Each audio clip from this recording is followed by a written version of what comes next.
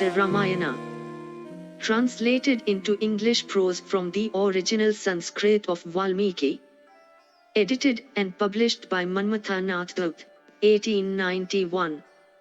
Ramayana, Bala Kanda, Section 18. When the horse sacrifice of the high-souled Dasratha had been completed, the immortals, accepting each his share, returned whence they had come. And the monarch, having observed all the rules of initiation, entered the palace with his equipage and retinue. And the lords of the earth, having been received suitably by the king, with glad hearts set out for their own countries, saluting that foremost of ascetics, Vyasa, and clad in bright apparel, the delighted forces belonging to those graceful kings repairing to their own homes, looked exceedingly beautiful. When the lords of the earth had gone away, the graceful king Dasratha re-entered his palace, with the foremost of regenerate ones at his head, and followed by the intelligent monarch with his retinue, Vyasa, having been duly honored, set out with Santa. Having thus dismissed them all, the king, his object attained, began to dwell there happily, expecting sons. And then when the 6 seasons had rolled away after the completion of the sacrifice, in the 12th month, on the 9th lunar day, under the influence of the Punavasu asterism, when the sun, the moon, Saturn, Jupiter, and Venus were at Aries, Capricorn, Libra, Cancer, and Pisces, and when Jupiter had arisen with the moon at Cancer, Kausalya gave birth to that Lord of the universe, bowed unto by all the worlds, Rama, the descendant of Ikshvaku, furnished with excellent marks, the one half of Vishnu, exceedingly righteous, with rosy eyes, and mighty arms, and crimson nether lip, and endowed with a voice like the sound of a kettle drum. Then on having given birth to that son of immeasurable prowess, Kausalya looked resplendent, like Aditi on having brought forth that foremost of celestials, the wielder of the thunderbolt. And then was born of Kaikeyi, Bharata, having truth for prowess, endowed with all the virtues, and the very fourth part of Vishnu. And then Sumitra gave birth unto Lakshmana and Satrugna, heroic, and skilled in all weapons, and endowed with the half of Vishnu. And Bharata of purged intelligence was born under the asterism Pushya, when the sun had entered Pisces, while the 2 sons of Sumitra were born when the sun arose in Cancer, under the asterism of Aslesha. And thus were separately born 4 high-souled sons unto the king, crowned with qualities, and graceful, and in loveliness resembling the constellations. Prostapta thereat the Gandhabas began to chant sweetly, and the Apsaras to dance. And the celestial kettle drums sounded, and there showered down blossoms from the sky. And high festivities were commenced by the multitude in Ayodhya. And the spacious highways became filled with players and dancers, glittering with all kinds of gems, and resounding with the music of singers and performers on instruments. And the king bestowed gifts upon bards and genealogists and panegyrists, and he also gave kin by thousands to Brahmanas.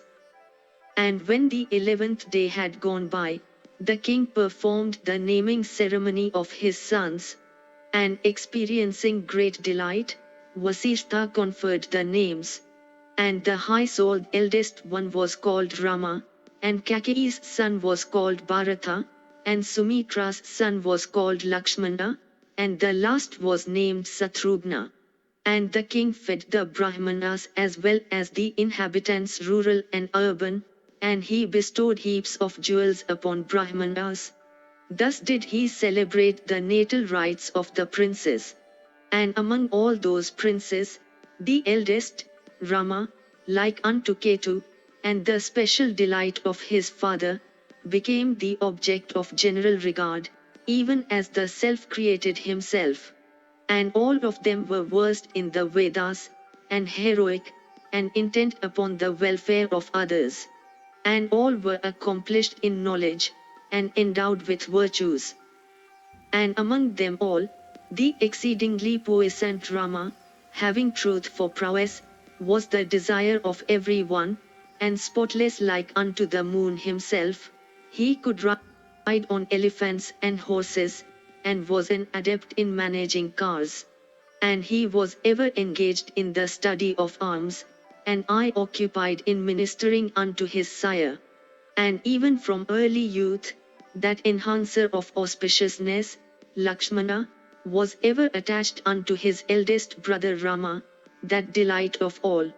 And like unto another life of Rama, Lakshmana furnished with auspiciousness was in everything attentive to Rama's wishes, even at the neglect of his own person. And that foremost of persons did not even attain sleep without Rama's company, nor did he partake any sweetmeat that was offered, unless Rama partook it with him. And when mounted on horseback, Raghava went a-hunting, Lakshmana went at his back bow in hand, protecting him. And that younger brother of Lakshmana, Satrugna, likewise became ever dearer unto Bharata than life itself. And on account of those exalted and well-beloved sons of his, Dasharatha experienced the excess of joy, like unto the grandsire on account of the celestials. And when they came to be furnished with knowledge, and crowned with virtues, and endowed with bashfulness and fame, and to attain wisdom in everything, and to be far-sighted, Dasharatha, the father of such powerful and flamingly effulgent sons, became delighted even like that Lord of worlds, Brahma. And those best of men, ever engaged in the study of the Vedas, were accomplished in the art of archery and always intent upon ministering unto their father. And once upon a time, when the virtuous king Dasharatha, surrounded by his priests and friends, was reflecting about the nuptials of his sons, unto that high-souled one engaged in thought in the midst of his counselors came the mighty ascetic Viswamitra. And desirous of seeing the king, he said unto the warders, "Do ye speedily announce that I, Goddess' son, sprung in the Kusika line, have come." Hearing those words of his, they, urged on by them, all hurriedly began to run towards the royal chambers. And coming to the royal apartments, they communicated to Ikshvaku's descendant the arrival of the ascetic Viswamitra. Hearing those words of theirs, Dasharatha, surrounded by his priests, went out delightedly to meet him, like Vaswa going out to meet Vrihashpati. And having come unto that ascetic observing was and of flaming energy, the monarch with a cheerful countenance offered him the argya. And thereupon, having accepted the king's argya in accordance with the ordinance, he inquired of the Lord of men as to his continued prosperity and peace. And the exceedingly virtuous descendant of Kusika asked the king concerning the welfare of the exchequer, and the provinces, and the peace of his friends and acquaintances. And are thy captains submissive, and hast thou vanquished thy foes? And hast thou performed well the human and the divine rites? And approaching Vasishtha and the other anchorites, that foremost of ascetics of exalted piety duly asked them touching their welfare. And having been properly received by the monarch, they with glad hearts entered the royal residence, and sat them down according to precedence. Then gladly worshipping the mighty ascetic, Viswamitra, the exceedingly generous king, well pleased, addressed him, saying, like unto the obtaining of ambrosia, like unto a shower in a land suffering from drought, like unto the birth of sons of worthy wives to him without issue, like unto the recovery of a lost thing, yea, like unto the dawning of a mighty joy, I consider this thy arrival, O illustrious ascetic, thou art welcome. What is even that which is nearest to thy heart? What shall I do for thee, experiencing sincere pleasure? Thou, O Brahmana, art worthy of my best services. By luck it is that, O bestower of honor, I have gained thee. Today my birth hath been crowned with fruit, today hath my life attained its object. And truly yesternight hath been succeeded by an auspicious morning, since I have beheld thee. Having first attained exceeding effulgence by virtue of austerities performed for obtaining the title of Rajarshi, thou hast afterwards obtained the status of a Brahmarshi. Thou art worthy of manifold homage from me. This thy exceedingly holy arrival appeareth wonderful. O Lord, by beholding thee, surely my body hath been rendered pure. Tell me, what is it that thou wouldst have, and what is the purpose of thy coming? I wish that I may be obliged by doing thy will. And, O thou of excellent woes, thou ought not to hesitate. I will every way accomplish thy will, for thou art my God. O regenerate one, surely great prosperity cometh to me in consequence of thy coming, inasmuch as it shall be the means of bringing me entire and excellent merit, O Brahmana. Hearing this soul-soothing, ear-charming, and free humble speech that was uttered, that illustrious prime of ascetics crowned with virtues, and furnished with all perfections, experienced exceeding delight. Section 19. Hearing those astonishing words of that lion-like king, the highly energetic Viswamitra with his downstanding on end, said, O foremost of kings, sprung from an illustrious line, and having Vasishtha for thy guide, these words become thee alone on earth and no one else. Do thou, O best of kings, ascertain thy course in respect of the matter I bear in my heart, and do thou prove firm in promise. For celebrating a sacrifice, I, O foremost of men, abide by some prescribed course. And it comes to pass that two Rakshasas assuming shapes at will, have become bent upon disturbing the ceremony. And in that sacrifice which I have determined to bring to a completion, and which is on the eve of being completed, both these Rakshasas, Maricha and Suvao, accomplished in arms and possessed of prowess, shower flesh and gore upon the altar. And on that ceremony being thus disturbed and my purpose thus frustrated, I considered my labors as all lost, and, therefore, have left my country in dejection. And, O monarch, I cannot bring myself to vent my wrath, for such is the nature of that business, that it is not proper for one engaged in it to utter a curse. Therefore, O foremost of monarchs, it behoves thee to grant me thy eldest son, the heroic Rama of genuine prowess, with the sidelocks. By virtue of his own divine energy, he, being protected by me, is capable of even destroying those Rakshasas disturbing the ceremony. And I will, without doubt, confer upon him manifold blessings, by means of which he will secure the golden opinions of the three worlds. And encountering Rama, they will by no means be able to stand him, nor is there any other who dares to slay them. And puffed up with energy, they have become ensnared at the hands of Kala, and, O best of monarchs, they are no match for Rama. Nor, O king, ought thou to indulge in paternal affection. For 10 nights only Rama is to remain there, with the object of slaying those foes to my sacrifice, those Rakshasas disturbing the rites. I tell thee, do thou consider the Rakshasas as already slain. I know full well Rama of sterling prowess, as also the highly energetic Vasishtha and the other ascetics present here. And if thou, O king, set thy heart upon acquiring religious merit and high fame on earth, do thou then grant me Rama. And, O Kakutstha, If thy counselors together with the Brahmanas having Vasishtha at their head, consent, do thou then dismiss Rama. Even this is my wish, and he also hath come of age. Do thou, therefore, part with thy son, the lotus-eyed Rama, for the 10 days of the sacrifice. Do thou act so, O descendant of Raghu, that the time appointed for the ceremony may not be overpassed. Good betide thee. Let not thy mind indulge in grief. Having said these words consistent with virtue and interest, the mighty-minded and highly powerful Viswamitra paused.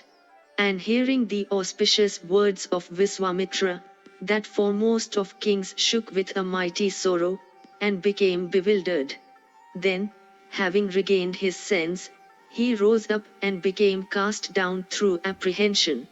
Having heard the words of the ascetic, capable of rending the mind and heart, the high-souled king of men became stricken with grief and shook on his seat.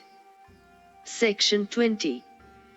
Hearing the words of Viswamitra, that best of monarchs remained insensible for a time, and then regaining his sense, spake thus, My lotus-eyed Rama is not yet turned of 16, and I do not perceive his fitness to cope with Rakshasas in battle.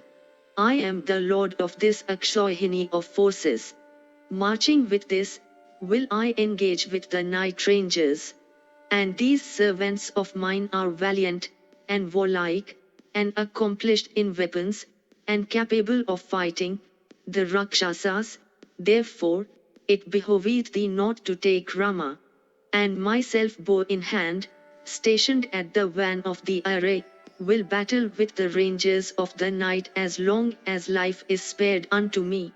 And then well protected, thy sacrifice will hold an unimpeded course. Therefore, I will repair thither, and it behoveth thee not to take Rama. And youthful, and unaccomplished, and not knowing what constitutes strength and what not, and not equipped with the energy of science, and unskillful in fight, he is not a match for Rakshasas, they being deceitful warriors. Bereft of Rama, O best of ascetics, I cannot live for a moment.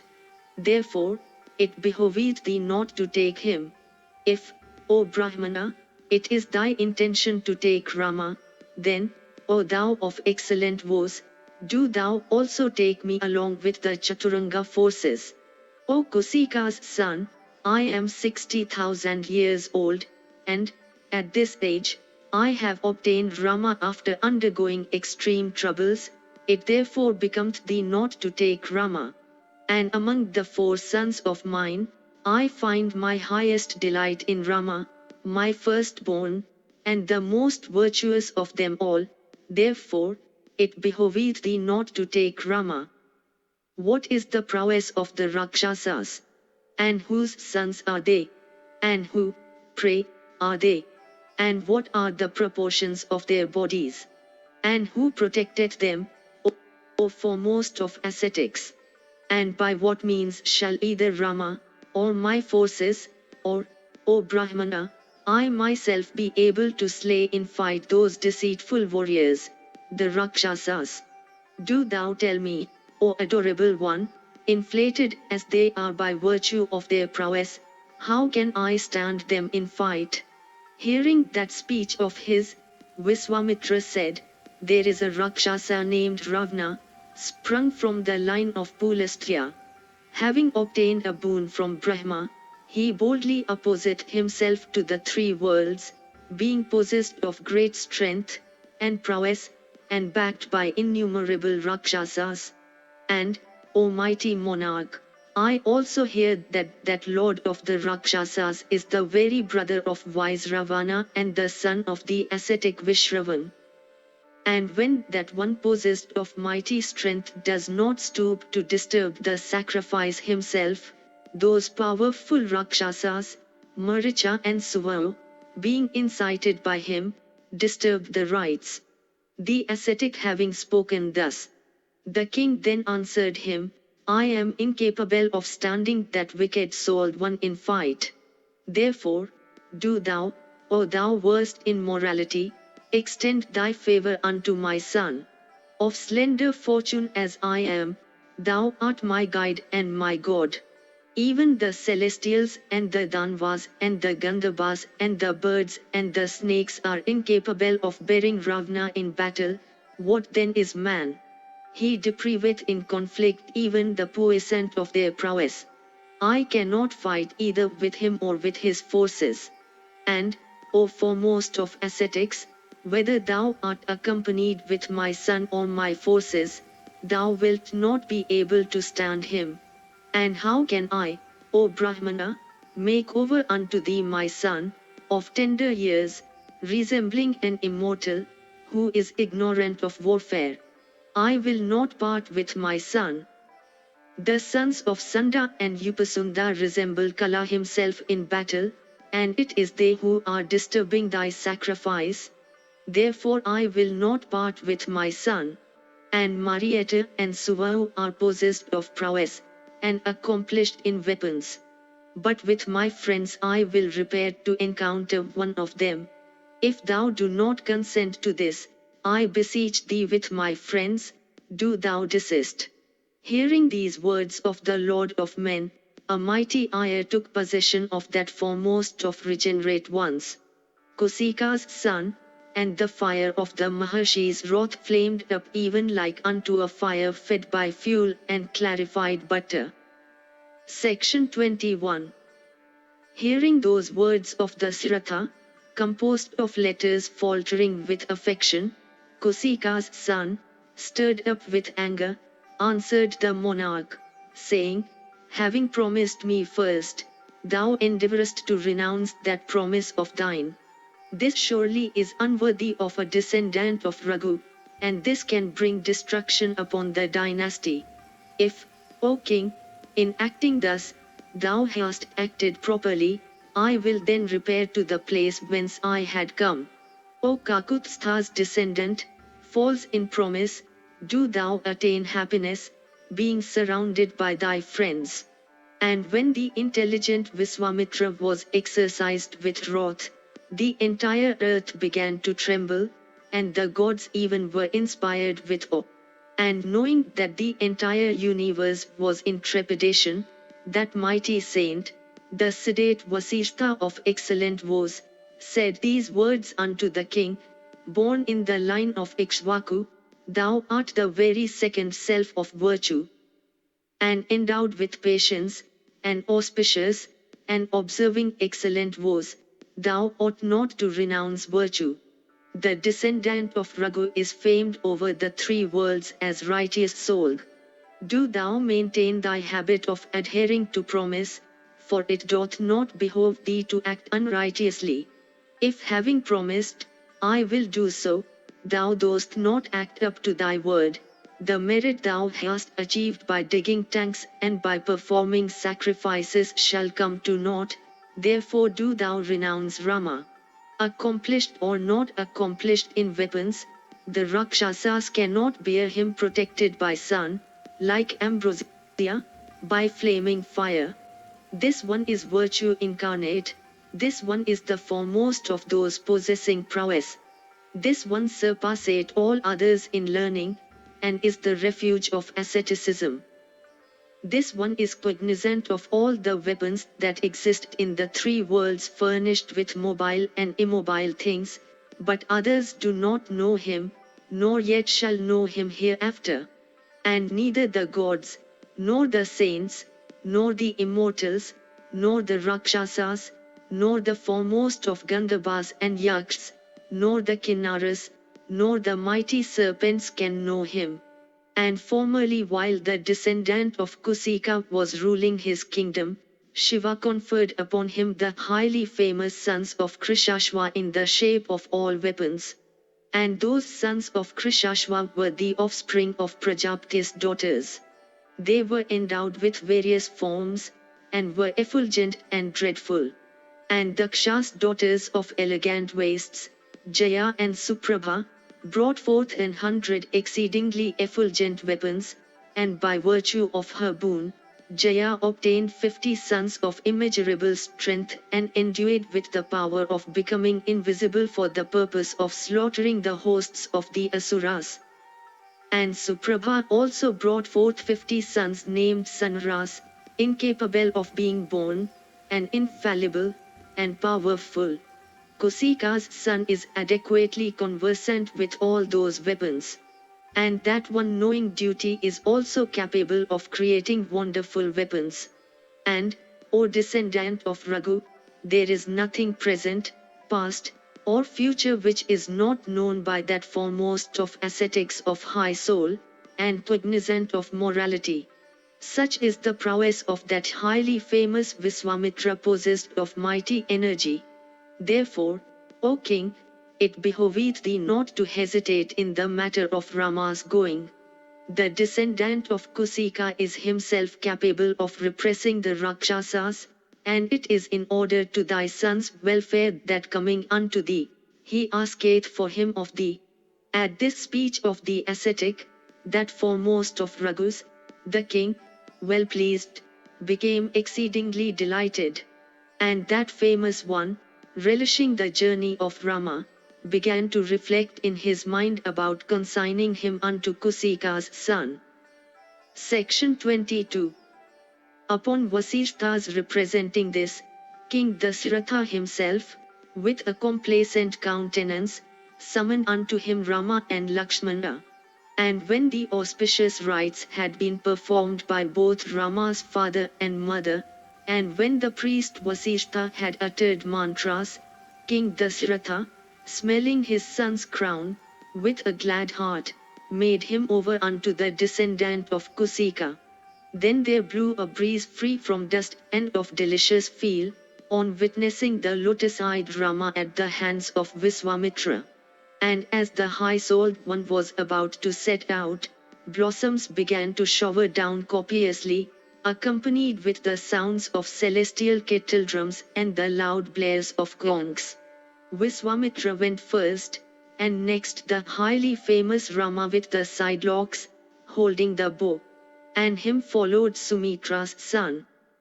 And equipped with quivers, and with bows in hand, gracing the 10 cardinal points and resembling 3-hooded serpents, they followed the high-souled Viswamitra, like the 2 stalwart Aswins following the grandsire. And those effulgent ones of faultless limbs went in the wake of the ascetic, illumining him with their grace. And like unto those sons of his, Skanda and Bisakha following the incomprehensible deity, Sthanu, those youthful brothers of comely persons and faultless limbs, Rama and Lakshmana, highly effulgent, carrying bows in hand, adorned with ornaments, and equipped with scimitars, with their fingers encased in guana skin, flamingly followed Kusika's son, beautifying him with their splendor. And having proceeded over half a yojana, and arriving at the right bank of the Sarayu, Viswamitra addressed these sweet words unto Rama, O Rama! Do thou, O child, take of this water, let no delay occur. Do thou receive the mantras Vala and Ativala, and thou wilt not feel fatigue or fever or undergo any change of look, and whether asleep or heedless, the Rakshasas will not be able to surprise thee. And, O Rama, the might of thy arms will be unequalled in this world, nay, in all the 3 worlds. There shall be none, thy equal. Do thou, O Raghava, recite Vala and Ativala, O child. And, O sinless one, when thou hast secured these 2 kinds of knowledge, none in this world will equal thee in good fortune, or in talent, or in philosophic wisdom, or in subtle apprehension, or in the capacity of answering a controversialist, for Vala and Ativala are the nurses of all knowledge. And, O Rama, O foremost of men, if thou recitest Vala and Ativala on the way, neither hunger nor thirst will exercise thee, O descendant of Raghu. And if thou recitest these, thou wilt attain fame on earth. Those sciences fraught with energy are the daughters of the Granal sire. I intend to confer them upon thee, O Kakutstha, and, O Lord of earth, they are worthy to be conferred upon thee as thou art possessed of various virtues. Thou need not entertain any doubt about it. And if thou learn them like unto the exercise of asceticism, they will prove of manifold good unto thee. Thereat Rama with a cheerful countenance sipping water, with a purified body received those sciences from the Maharshi of subdued soul. And furnished with the sciences, Rama of dreadful prowess appeared resplendent, even like the adorable autumnal sun invested with 1,000 rays. Then Rama, having rendered unto Kusika's son all the duties appertaining to a spiritual guide, the three happily spent that night on the banks of the Sarayu. And although those excellent sons of the Siratha lay down on an unbeseeming bed of grass, yet in consequence of the sweet converse of Kusika's son, the night seemed to pass pleasantly away. Section 23. And when the night had passed away, the mighty ascetic spoke unto Kakutstha, lying down on a bed of leaves, O Rama, the best son of Kausalya, the first Sandhya should now be performed. Do thou, O foremost of men, arise. Thou shouldst perform the purificatory rites and contemplate the gods. Hearing those proper words of the ascetic, those foremost of men, endowed with heroism, bade, and, offering argya, began to recite the Gayatri. And having performed these daily duties, those exceedingly powerful ones, greeting Viswamitra having asceticism for wealth, stood before him, with the object of starting on their journey. And as those ones endowed with exceeding prowess were proceeding, at the shining confluence of the Sarayu and the Ganga they beheld a noble river flowing in 3 branches. And there lay a holy hermitage, belonging to ascetics of subdued souls, where they had been carrying on their high austerities for thousands of years. Beholding that sacred asylum, those descendants of Raghu, exceedingly delighted, spake unto the high-souled Viswamitra these words, Whose is this sacred hermitage? And what man liveth here? O worshipful one, we are desirous of hearing this. Surely, great is our curiosity. At those words of theirs, that foremost of ascetics, smiling, said, Hear, O Rama, as to whom the asylum belonged in time past. Kanda, called Kama by the wise, was once incarnate on earth.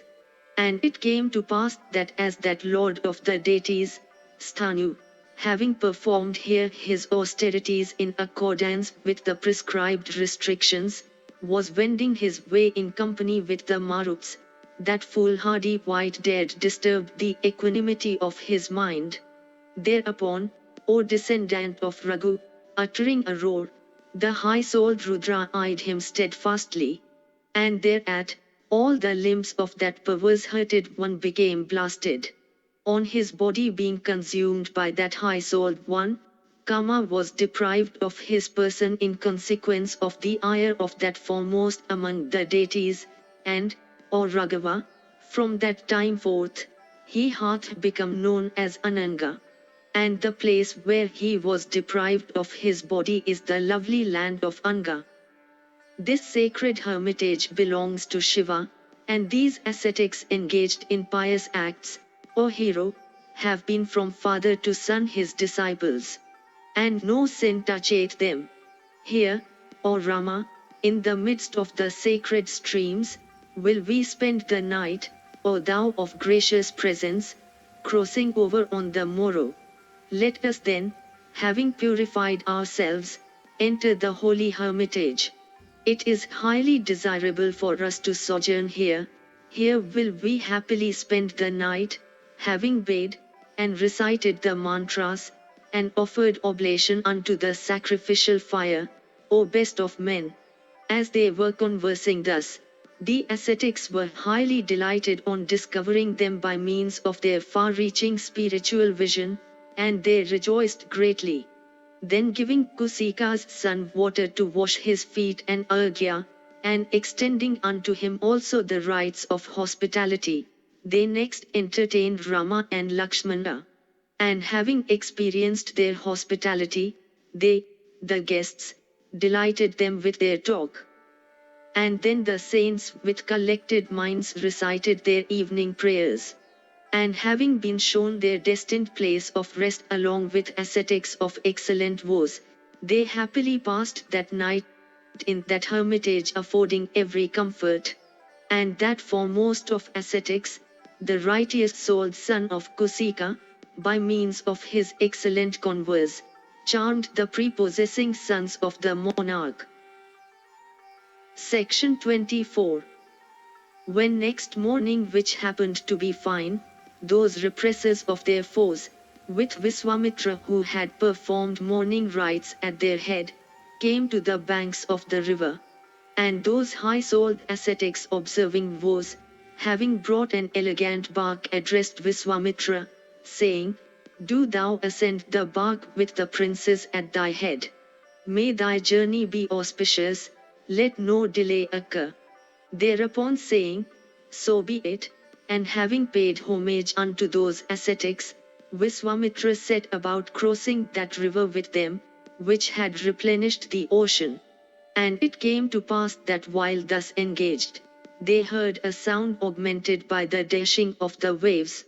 And having come to the middle of the stream, the highly energetic Rama with his younger brother, became curious to ascertain the cause of that sound. And reaching the middle of the river, Rama asked that best of ascetics, "What is this loud uproar that seemeth to come riving the water?" Hearing Raghava's words dictated by curiosity, that righteous-souled one spake, unfolding the true cause of the noise, "O Rama, there is in the Kailas mountain an exceedingly beautiful pool, created mentally by Brahma, O foremost of men, and hence this watery expanse goeth by the name of Mansa pool. And the stream that issues from that liquid lapse, flows through Ayodhya, the sacred Sarayu issues from that pool of Brahma. And as the Sarayu meets the Jahnavi, this tremendous uproar is heard, being produced by the clashing of the waters. Do thou, O Rama, bow down unto them with a concentrated mind." Thereupon, both of those exceedingly righteous ones, bowed down unto those streams, and betaking themselves to the right bank, began to proceed with fleet vigor. And beholding a dreadful and trackless forest, that son of the foremost of men, Ikshvaku's descendant, asked that best of ascetics, saying, "Ah, deep is this forest, abounding in crickets, and filled with terrible ferocious beasts and various birds possessed of shocking voices and screaming frightfully, and graced by lions, and tigers, and boars, and elephants, and crowded with gavas and aquas and kurnas, and kukubas and vivas and tindukas and patalas and badaris.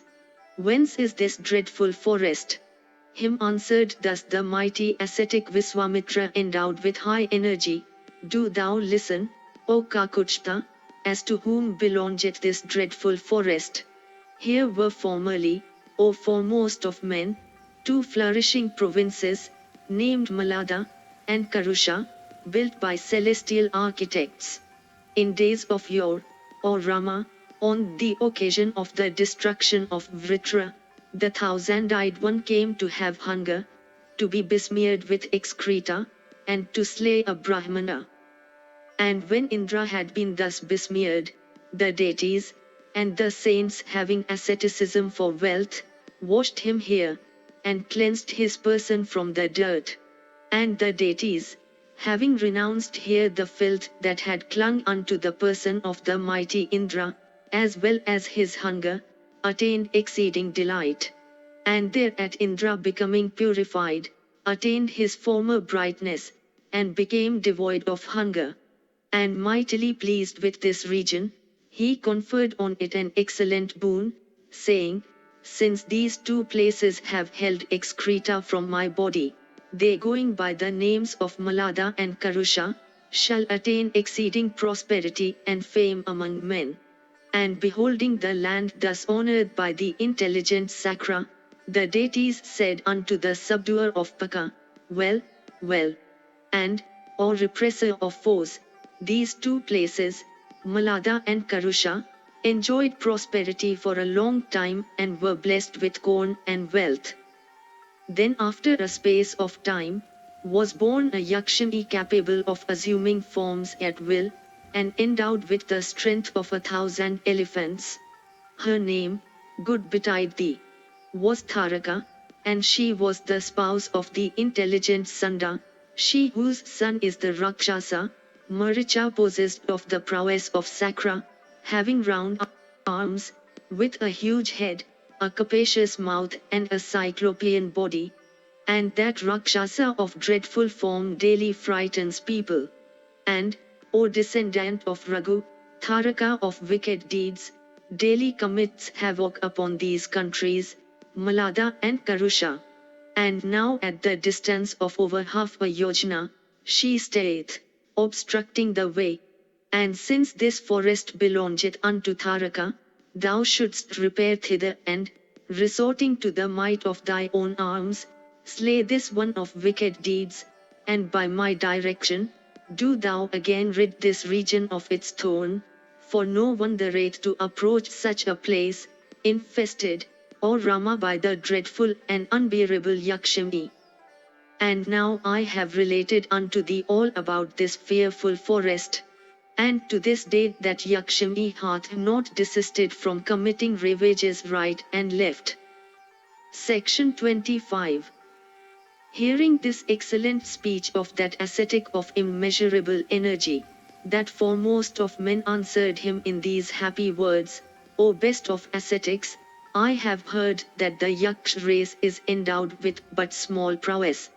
How can then that one of the weaker sex possess the strength of 1,000 elephants? Hearing this speech that was uttered by Raghava of immeasurable energy, Viswamitra, delighting with his amiable words, that subduer of foes, Rama, and Lakshmana, said, do thou listen as to the means whereby attaining terrible strength, that one belonging to the weaker sex hath come to possess strength and prowess by virtue of a boon. In former times there was a mighty and exceedingly powerful Yaksh, named Suketu. And he had no issue. And he was of pure practices, and used to perform rigid austerities. And, O Rama, the grandsire, well pleased with that lord of Yakshs, conferred upon him a gem of a daughter, by name Tharaka. And the grandsire endowed her with the strength of 1,000 elephants, yet that illustrious one did not bestow a son on that Yaksh. And when she had grown, and attained youth and beauty, he gave that famous damsel unto Jamba's son, Sanda, for wife. And after a length of time, that Yakshi gave birth to a son, named Maricha, possessed of irrepressible energy, him who became a Rakshasa in consequence of a curse. And, Rama, when Sanda had been destroyed, Tharaka along with her son, set her heart upon afflicting that excellent saint Agastya. And enraged with Agastya, she rushed at him with a roar, intending to devour him.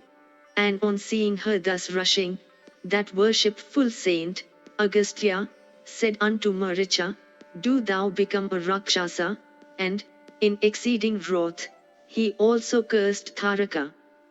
And, O mighty Yakshi, since in frightful guise with a frightful face thou hast desired to eat up a human being, do thou immediately leave this, thy original, shape, and become of a terrible form. Thus cursed by Agastya, Tharaka, overwhelmed with rage, lays waste this fair region, where Agastya carrieth on his austerities. Do thou, O descendant of Raghu, for the welfare of Brahmanas and kin, slay this exceedingly terrible Yakshi of wicked ways and vile prowess. Nor, O son of Raghu, doth anyone in the three worlds, save thee, dare to slay this Yakshi joined with a curse. Nor shouldst thou, O best of men, shrink from slaying a woman, for even this should be accomplished by a prince in the interests of the four orders. And whether an act be cruel or otherwise, slightly or highly sinful, it should for protecting the subjects, be performed by a ruler. Of those engaged in the onerous task of government, even this is the eternal rule of conduct. Do thou, O Kukutstha, slay this impious one, for she knoweth no righteousness.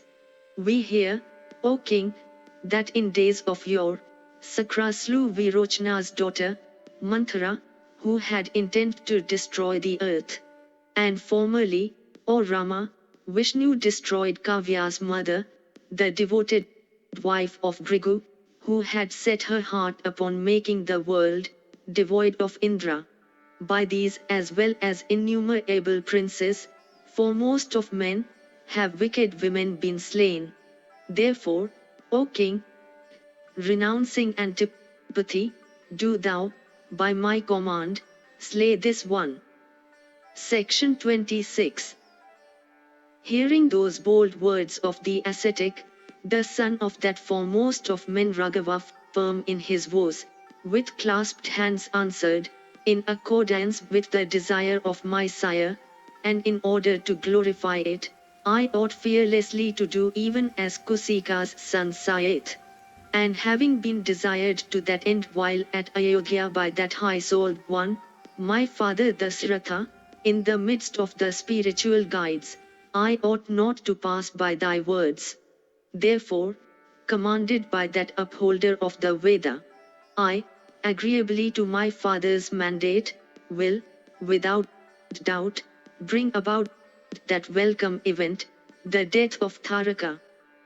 And in the interests of Brahmanas, kin, and celestials, I am ready to act as desired by thee of immeasurable energy. Having said this, that repressor of foes, with clenched fist, twanged his bowstring, filling the 10 cardinal points with the sounds. And at those sounds, the dwellers in Taraka's forest were filled with perturbation, and Taraka also amazed at those sounds, became exceedingly wroth, and, rendered almost insensible by anger, that Rakshasi furiously rushed in amain towards the spot whence had come the report.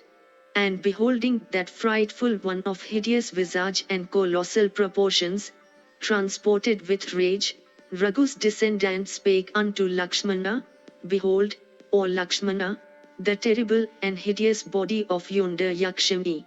The sight of her striketh terror into the hearts of even the brave. Mark. This irrepressible one, possessing all the resources of illusion, will I oppose, and deprive her of ears and nose.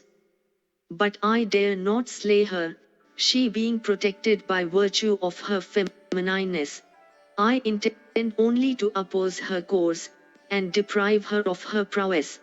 As Rama was speaking thus, Taraka, deprived of sense through ire, uttering roars, with uplifted arms rushed against him. And there at the Brahmarshi, Viswamitra, uttering a roar, upbraided her, and said, Swasti. May victory attend the descendants of Raghu. And raising thick clouds of dust, Taraka instantly bewildered both the descendants of Raghu. And then by help of illusion, she began to pour upon them a mighty shower of crags. And thereat Raghu's descendant was wroth. And resisting that mighty shower of crags by volleys of shafts, Raghava with arrows cut off her hands. And with the foreparts of her arms lopped off, as she was roaring before them, Sumatra's son waxing wroth deprived her of her ears and nose. Thereupon that one capable of assuming forms at will, began to assume various shapes, and to vanish from sight, bewildering her antagonists with her illusory displays. And terribly ranging the field, the Yakshi showered crags upon her antagonists. And beholding them enveloped on all sides by that craggy downpour, the auspicious son of Goddess spake these words, O Rama, renounce thy antipathy. This one of wicked ways is exceedingly impious. And this sacrifice disturbing Yakshi will, by virtue of her power of illusion, come to increase more and more in energy. Do thou, therefore, against the arrival of dusk, slay her. The Rakshasas are incapable of being controlled when evening sets in. Thus addressed, Rama, displaying his skill in aiming by sounds, enveloped with arrows that Yakshi showering crags. Being thus hemmed in with a network of shafts, she possessed of the powers of illusion, rushed against Kakutstha and Lakshmana, uttering terrible roars.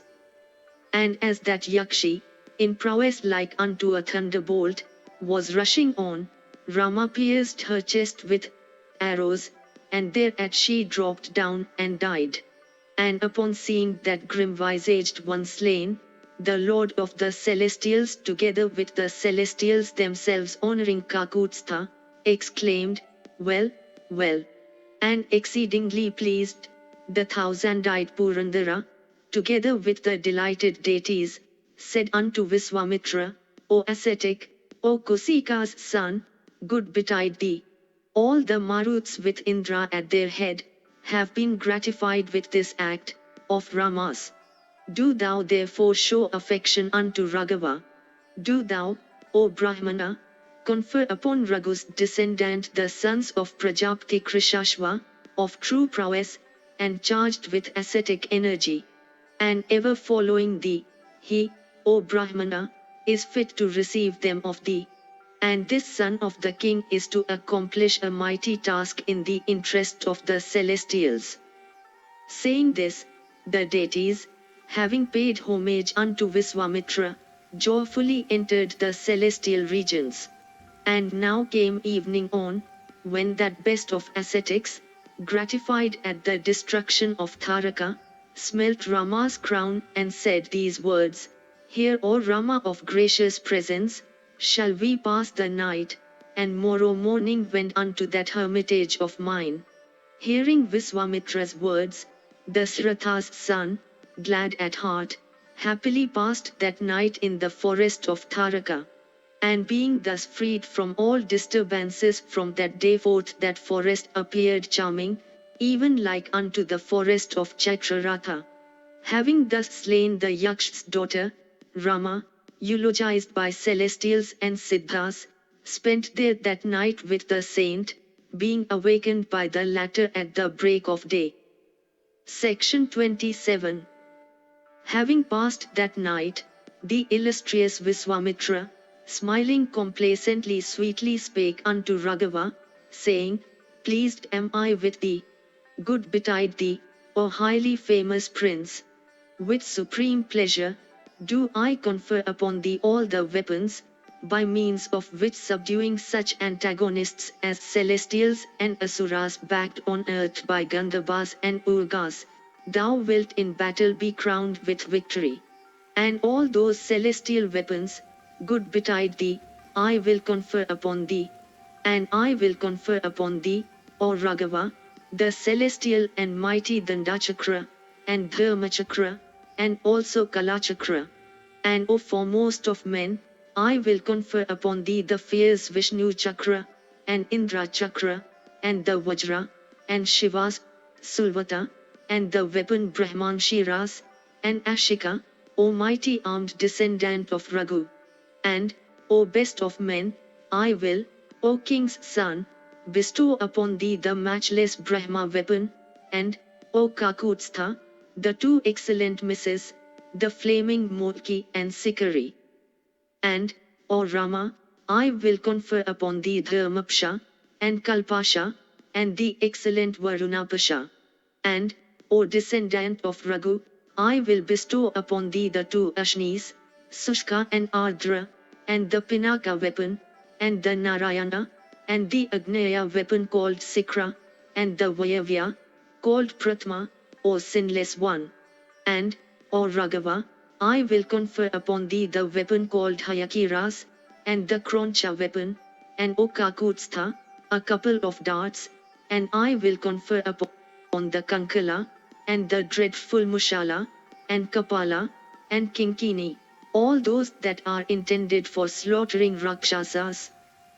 And, O mighty armed one, O son of the best of men, I will confer upon thee the mighty weapon Vidyadhra, and that excellent scimitar named Nandana, and the favorite Gandharva weapon, Mohana, and Praswapana, and Pasmana, and Somya, or Raghava. And O best of men, do thou accept Varshana, and Soshana, and Santapna, and Vilpana, and Madana hard to repress, beloved of Gandharva, and that favorite Gandharva weapon, Manva, and the favorite Pichasa weapon, O highly famous prince. And do thou, O mighty armed Rama, speedily accept the Tamasa, O best of men, and the exceedingly powerful Soamana and the irrepressible Samvarta and Moishala, O son of the king, and the Satya weapon, and the supreme Mayamaya, and the Sora, Teja Prabha, capable of depriving foes of energy, and the Soma, and the Sisira, and the Tashtra, and the terrible Daruna belonging unto Bhaga, and Saileshu, and Madana, all assuming forms at will, and endowed with exceeding prowess, and highly exalted. Then with his face turned towards the east, that foremost of ascetics having purified himself, gladly conferred the mantras upon Rama. And the Vipra also bestowed upon Raghava those weapons, of which even the celestials are incapable of holding all. As that intelligent ascetic, Viswamitra, recited mantras, all those invaluable weapons appeared before that descendant of Raghu. And, with clasped hands, they well pleased, addressed Rama, these, O highly generous one, are thy servants, O Raghava. And whatever thou wishest, good betide thee, shall by all means be accomplished by us. Thus addressed by those highly powerful weapons, Kakutstha Rama, with a delighted soul, accepting them, touched them with his hand, and said, Do ye appear before me as I remember you. Then the exceedingly energetic Rama, well pleased, paying reverence unto the mighty ascetic, Viswamitra, prepared to set out. Section 28. Having accepted those weapons with purity, Kakutstha while proceeding, with a complacent countenance, spake these words unto Viswamitra, O adorable one, I have received these weapons, incapable of being repressed even by the celestials themselves. Now, O best of ascetics, I would acquire a knowledge of withdrawing them. Upon Kakutstha's representing this, Viswamitra of high austerities, endowed with patience, of excellent voice, and pure in spirit, communicated unto him the mantras for restraining the weapons. Do thou, O Rama, accept Satyavat, and Satyakirti, and Drishta, and Rabhasa, and Pratihartara, and Purnmukha, and Avanmukha, and Lakshya, and Alakshya, and Drihanabha, and Sunva, Dakaksha, and Satavaktra, and Dakakisha, and Satodra, and Padmanabha, and Mahanabha, and Indunabha, and Swanabha, and Jyotisha, and Sakuna, and Nairshya, and Vimla, and Yoigandhara, and Vindra, and the two Daitya Pramathanas, and Sushivao, and Mahavahu, and Nishkali, and Virucha, and Arkimali, and Dhritimali, and Vriltiman, and Ruchira, and Pitya, and Soyamansa, and Viduta, and Makra, and Karavira, and Rati, and Dhana, and Dhanya, or Raghava, and Kamarupa, and Kamaruchi, and Moha, and Avarana, and Shrimvaka, and Serpanatha, and Panthana, and Varuna, these sons of Krishasv, or Rama, effulgent, and assuming shapes at will. And, good betide thee, O descendant of Raghu, thou art worthy to receive these weapons. Thereupon, Kakutstha with a heart overflowing with delight, said, So be it.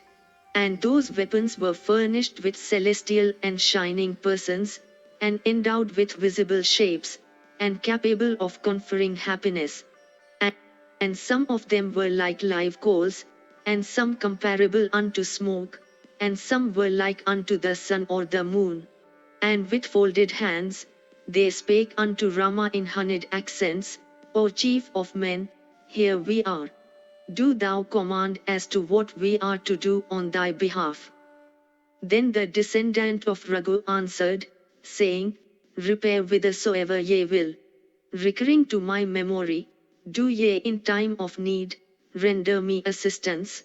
Thereupon paying homage unto Rama, and having gone round him, they replied unto Kakutstha, Be it so, and returned whence they had come. And having learned all about those weapons, Raghava, while proceeding spake sweetly unto that mighty ascetic, Viswamitra, What is yonder wood hard by the hill, appearing like clouds? Great is my curiosity. It is pleasing unto the sight, and abounds in beasts, and is exceedingly romantic, and is adorned with various birds singing sweetly. Now, O foremost of ascetics, we have come out of a wilderness capable of making one's hair stand on end. And from the pleasantness attaching to this place, I have come to a conclusion. Tell me, O reverend sir, whose hermitage is this? Where, O eminent ascetic, is that hermitage where dwell those wicked-minded wretches of impious deeds, given to slaughtering Brahmanas, who disturbed thy sacrifice? Where, O adorable one, is that spot, repairing unto which, O Brahmana, I am to protect thy sacrificial rites, and to slay the Rakshasas? All this, O foremost of ascetics, I desire to hear, O Lord.